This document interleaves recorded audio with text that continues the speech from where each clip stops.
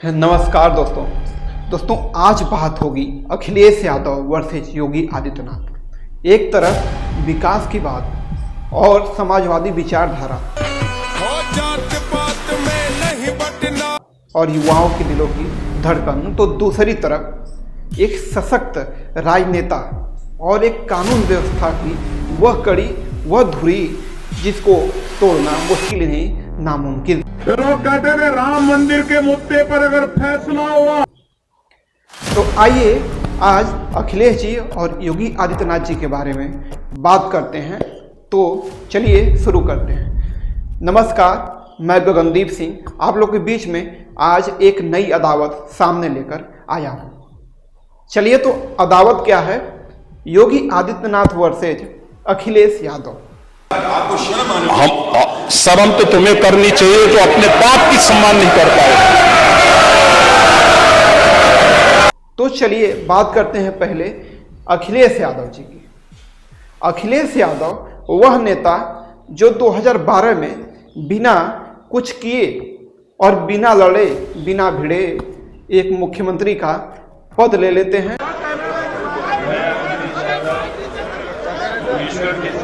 और एक ऐसा नेता जो 6 बार का गोरखपुर से सांसद, एक युवा छवि में उसकी पहचान और हिंदुत्व का सबसे बड़ा चेहरा योगी आदित्यनाथ। आदित्यनाथ लोकसभा सदस्यत्व। तो चलिए पहले अखिलेश यादव जी की बात करते हैं, उसके बाद योगी जी की बात करेंगे।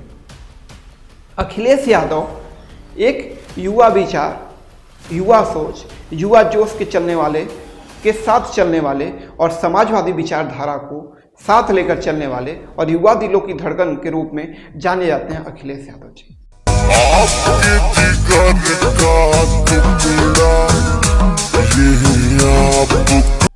अखिलेश यादव जी वही अखिलेश यादव हैं जिन्होंने 2012 में प्रदेश अध्यक्ष के तौर पर भी काम नहीं किया, लेकिन जब मुख्यमंत्री की कुर्सी की बारी आई तो उस पर वह बैठ जाते हैं। ईश्वर की शपथ लेता हूं कि मैं मेरे द्वारा स्थापित भारत के संविधान के प्रति सच्ची श्रद्धा और निष्ठा रखूंगा। मुलायम सिंह यादव जी की जो विरासत होती है वो अखिलेश यादव को 2012 में ही सौंप दी जाती है और अखिलेश यादव जी 2012 में उत्तर प्रदेश जैसे सबसे बड़े स्टेट पर वह कब्जा कर बैठते हैं और उत्तर प्रदेश के चीफ मिनिस्टर बन जाते हैं। बात यहीं पर नहीं खत्म होती है, बात यहाँ से अब शुरू हो जाती है अखिलेश यादव की एक नई पहचान बनने की। आप या एक्सप्रेसवे की बात कर लीजिए, लोहिया पार्क की बात कर लीजिए, जो मिश्रा जी का जो पार्क बना था उनका बात कर लीजिए, लेकिन आप बात करना इसमें मत भूलिए जो 10-90 आया था। 10-90 बात कर लीजिए, 100 आया था उसकी बात कर लीजिए। दुनिया की जो सबसे बेहतरीन रिस्पांस सिस्टम जहां पर है, न्यूयॉर्क NYPD पुलिस हेडक्वार्टर, वहां पर हम लोगों ने अपने अधिकारियों को भेजा था। NYPD गए, उसके बाद ह्यूस्टन की पुलिस का रिस्पांस सिस्टम देखा। जो इकाना स्टेडियम जिनका नाम आज बदल के अरुण जेटली स्टेडियम कर दिया गया, लखनऊ का नाम, वहां उनकी बात कर लीजिए।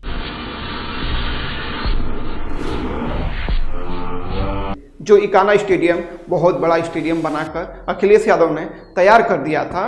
और आप बातें तो कर रहे हैं इन चीज़ों की, लेकिन आप यह मत भूलिए कि एक अखिलेश यादव कानपुर हो, नोएडा हो या कोई और शहर, जहां पे कुछ शहरों में अखिलेश यादव जैसे लखनऊ हो, जो लखनऊ आप देख रहे थे कि जाम जो लग रहा था, जो गाड़ियों का जो पिनपिनाहट हो रही थी, जो चंचनाहट हो रही थी, उस जाम से वो अगर एक तरह से हटाने का काम किया तो अखिलेश यादव ने मेट्रो ला के हटाने का काम किया, कुछ जाम को कम कर दिया।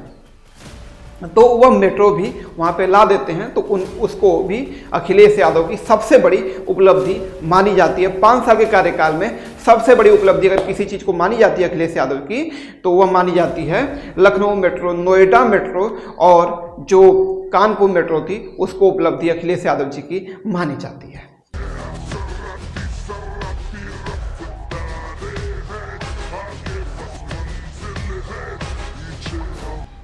और अखिलेश यादव जी के बारे में मैं आपको बताते चलूं कि एक सशक्त तो नहीं कर सकते, लेकिन एक विकास पुरुष, उत्तर प्रदेश के विकास पुरुष के नाम से अखिलेश यादव जी को 2012 से 17 तक जानने लगे थे सभी लोग। विकास पुरुष उत्तर प्रदेश के कहल जाला भैया अखिलेश के।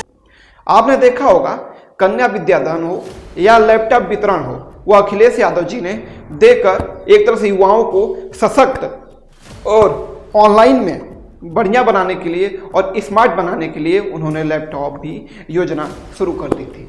और लैपटॉप योजना शुरू ही नहीं की थी, जो लड़के 12 में जो बढ़िया परसेंट से पास थे और जो पास ही थे उनको भी लैपटॉप देने का काम किया अखिलेश यादव जी ने। जो लैपटॉप आज कई दुकानों में, कई शहरों में उनका लैपटॉप अभी भी चल रहा है अखिलेश यादव जी का। तो अखिलेश यादव जी विकास के मामले में आगे थे और उस समय एक नया नाम उभर के आ रहा था जिनका नाम था योगी आदित्यनाथ। अहम आदित्यनाथ लोकसभा। धीरे धीरे वह नाम अंदर से हल्का हल्का बाहर आ ही रहा था। तब तक आ जाता है 2017 का चुनाव। तो 2017 के चुनाव के बाद चलिए आपको हम बात करते हैं योगी आदित्यनाथ जी का। योगी आदित्यनाथ जी एक ऐसा चेहरा, एक बहुत ही बड़ा, पूरे देश में सबसे बड़ा हिंदुत्व का चेहरा और सबसे बड़ा एक तरह से देखा जाए तो कानून व्यवस्था के धुरी माने जाते हैं योगी आदित्यनाथ जी। मैंने पहले भी कहा था, अगर सड़क पे नमाज पढ़ोगे तो हनुमान चालीसा को भी मैं रोक नहीं पाऊंगा। और योगी आदित्यनाथ जी हिंदूवादी तो चेहरा थे ही, लेकिन एक तरह से सशक्त प्रशासक के रूप में भी वह धीरे धीरे स्थापित होते जा रहे थे। तभी एक दिन ऐसा समय आता है कि वह 2017 के बाद जब चुनाव में जब बम्पर सीट जब आ जाती है भारतीय जनता पार्टी को उत्तर प्रदेश में, तो योगी आदित्यनाथ जी को एक बड़ी कुर्सी प्रदान कर दी जाती है। उस कुर्सी का नाम होता है उत्तर प्रदेश के चीफ मिनिस्टर। मैं योगी आदित्यनाथ, मैं ईश्वर की शपथ लेता हूं कि विधि द्वारा स्थापित भारत के संविधान के प्रति सच्ची श्रद्धा और निष्ठा रखूंगा। और योगी जी उसी दिन से एक तरह से बड़े हिंदुत्व चेहरे के रूप में जाने जा रहे थे धीरे धीरे। तभी योगी जी का एक एक्शन हेडलाइन में आ जाता है। वो एक्शन क्या होता है? वो एक्शन होता है बुलडोजर का। जी हाँ दोस्तों, घर टूटने लगे थे, सभी घर टूटने लगे थे। जो बड़े बड़े बवाली लोग थे, जो बड़े बड़े गुंडे किस्म के लोग थे, उनके घर योगी आदित्यनाथ जी ने बुलडोजर से तोड़ना स्टार्ट कर दिया। कि बलरामपुर में अवैध धर्मांतरण के आरोपी छांगुर बाबा के मकान पर जिला प्रशासन ने बुलडोजर चलवा दिया। जब बुलडोजर से जब वो तोड़ना स्टार्ट कर देते हैं, उसके बाद योगी जी का एक निक नेम रखा जाता है, जिसका निक नेम होता है बुलडोजर बाबा। जी हाँ दोस्तों, बुलडोजर बाबा के नाम से जी हाँ दोस्तों, बुलडोजर बाबा के नाम से योगी जी अब धीरे धीरे उत्तर प्रदेश में स्थापित तो हो ही रहे थे। तभी एक ऐसा समय आता है जब योगी जी को माफियाओं का, हाँ दोस्तों आप लोगों ने सही सुना, जो डीलिंग कर रहा था, जो जमीनों का डीलिंग कर रहा था, जो बड़े बड़े बिल्डरों को परेशान कर रहा था, जो बड़े बड़े व्यापारियों को परेशान कर रहा था, जो गरीबों मजदूरों की जमीनों को हथिया ले रहा था, उस पर योगी जी का ताबड़तोड़ एक्शन शुरू हो जाता है। और बड़े बड़े माफिया जैसे मुख्तार अंसारी, और मुख्तार अंसारी के बाद अतीक अहमद और बड़े बड़े और माफिया पर इनका बुलडोजर चलने लगता है योगी आदित्यनाथ जी का। और वह समय आ ही जाता है कि जब योगी जी एनकाउंटर के मामले में भी एनकाउंटर स्पेशलिस्ट हो जाते हैं। जबकि यह कहा जा रहा था कि उत्तर प्रदेश जो ऐसा स्टेट है जहां पर जो यूपी पुलिस है उसको, उसकी जो गोलियां हैं वह तो सिर्फ तड़तड़ाती हैं। कब तड़तड़ाती हैं? बस दिवाली को और होली को, वो भी जब उसको साफ किया जाता है बंदूकों को, तब गोलियां छोड़ी जाती हैं। ऐसे बेइज्जती वाले और ऐसे इंसल्ट वाले शब्द यूपी पुलिस के खिलाफ निकलने लगे थे। तभी योगी जी का एक बड़ा सा तबका आता है और बड़े बड़े गुंडों को पैर में गोलियां, उनका एनकाउंटर शुरू हो जाता है।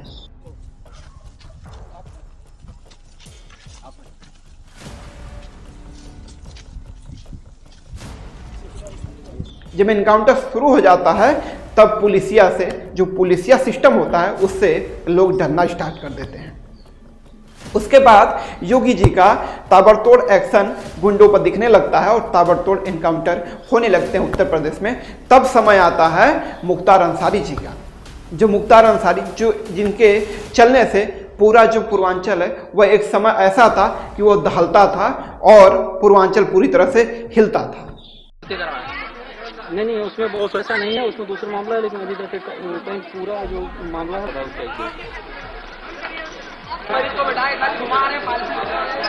लेकिन योगी जी के आने के बाद मुख्तार अंसारी जी की भी कमर तोड़ दी जाती है। उस समय मुख्तार अंसारी जी पंजाब जेल में रहते हैं, तभी योगी जी उनको यूपी में मंगाते हैं बाई रोड। वो भी न हवाई जहाज से न स्पेशल हेलीकॉप्टर से योगी जी मंगाते हैं पंजाब से उनको यूपी की जेल में, मुख्तार अंसारी जी को बाई रोड।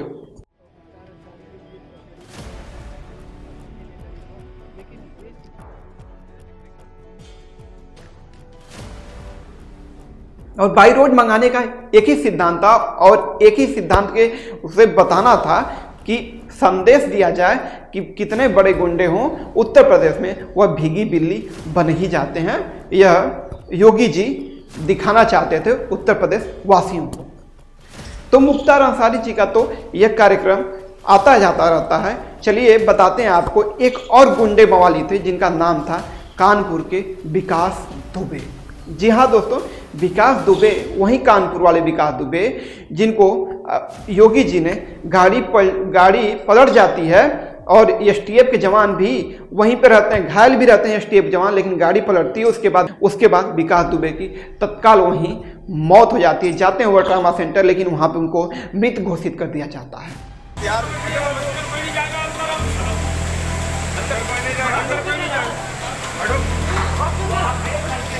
इसमें भी कहीं न कहीं उड़ते हुए खबर आती है कि योगी आदित्यनाथ के ही इशारे पर विकास दुबे को एनकाउंटर उनका किया गया है। गाड़ी पलटने की बस एक बहाना था गाड़ी पलटने का, जिसमें विकास दुबे ने कम से कम 8 या 9 पुलिसकर्मियों की हत्या कर दी थी, निर्मम हत्या कर दी थी, जिसको जैसे योगी जी ने पूरी तरह से पुलिसिया जो सिस्टम था उसको फ्री हैंड देते हैं। जिसके बाद एसटीएफ ने अपना काम कर देती है, एसटीएफ अपना काम सुबह तक कर देती है। उसके बाद विकास दुबे का खात्मा वहीं पर हो जाता है।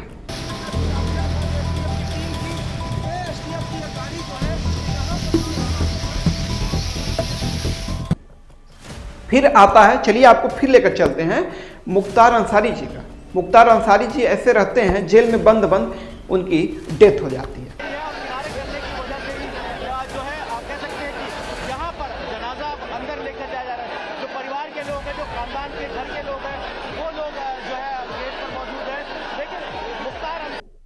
उनकी डेथ होने के बाद आता है नंबर अतीक अहमद जी का।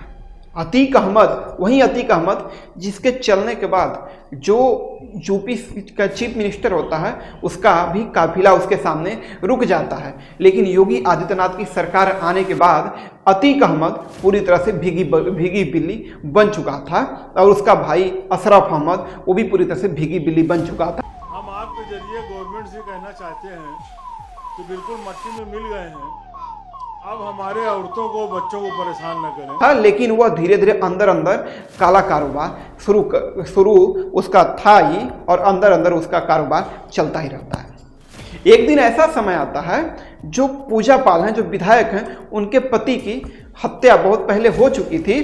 फिर उनकी हत्या जब होती है तो उनकी हत्या में एक पाल जी होते हैं जो वह केस, उमेश पाल जो वो वकील होते हैं पूजा पाल के, वह उनके पति का केस लड़ ही रहे थे।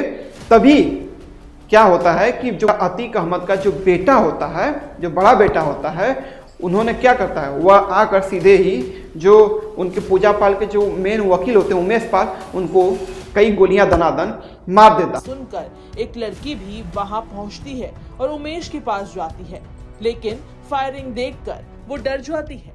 लड़की भागकर कई गोलियां मारने के बाद उमेश पाल की तत्काल वहीं मृत्यु हो जाती है। जब मृत्यु होने के बाद जब योगी जी के कानों में यह जब खबर पहुंचती है तो पूरा उत्तर प्रदेश तो सनसना ही गया था। योगी जी भी पूरी तरह से सन्न रह जाते हैं। लेकिन योगी जी तुरंत ही लॉ एंड ऑर्डर के मामले में वह बहुत ही बड़े, एक तरह से देखें सशक्त प्रशासक के रूप में उभर चुके थे और सशक्त प्रशासक के रूप में वह आ चुके थे।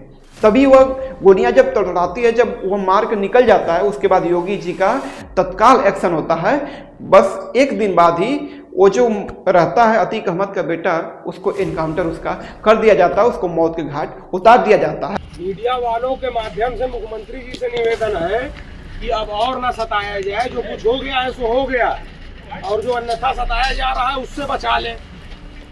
फिर उसके बाद अतीक अहमद सामने आते हैं। अतीक अहमद भी बोलते हुए नजर आते हैं और अंदर से सूत्रों के वाले से यह भी खबर मिली थी उस समय योगी जी को कि अतीक अहमद जब भी छूटेगा तो वह बदला अपने लड़के का जरूर लेगा। तभी वह समय आ ही जाता है जब उसका भाई अतीक और उसका भाई दोनों एक पुलिस जीप से उतरते हैं और 3 लोग आते हैं, जिसका जय श्री राम नारा लगाकर वह अतीक को और उसके भाई को वहीं पे गोली तत्काल में मार देते हैं।